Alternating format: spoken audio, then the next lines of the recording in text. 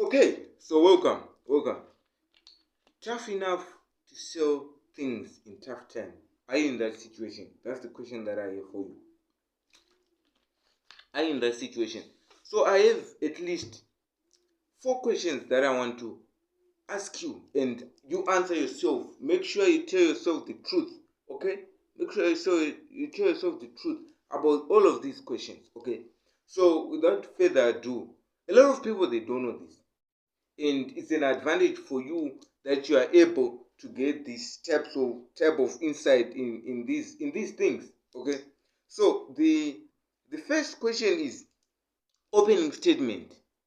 So you have made the call, right? The prospect says he hasn't got time to talk to you. So what do you do?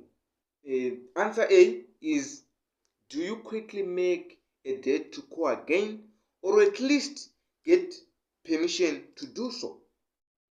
Right?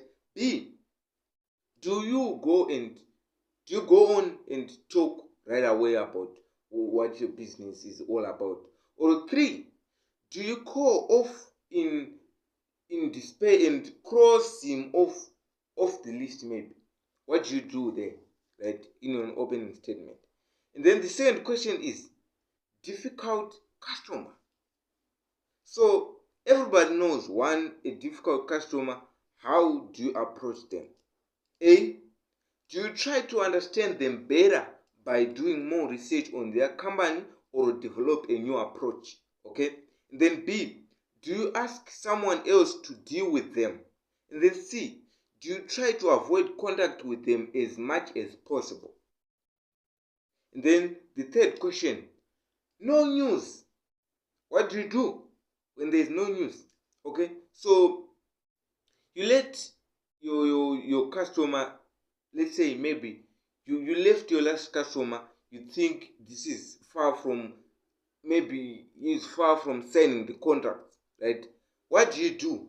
A, you assume there may be an issue, so you make contact again yourself, firmly to understand what is happening. And then B, you tell yourself you will hear from him in a few days to come, or a year. And then the third C, you decide they are definitely not going to buy after all. So do nothing. What do you do there? And then the fourth question is closing. So your customer is examining your merchandise too closely. Maybe right now is examining all of those things, right? And what do? A, do you recognize this as a possible closing signal? So start your ordering procedures maybe.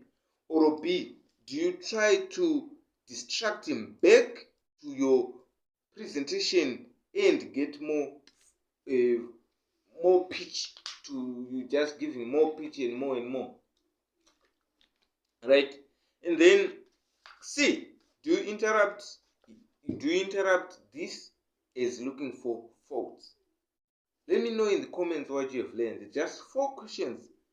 4 questions. 4 questions. 4.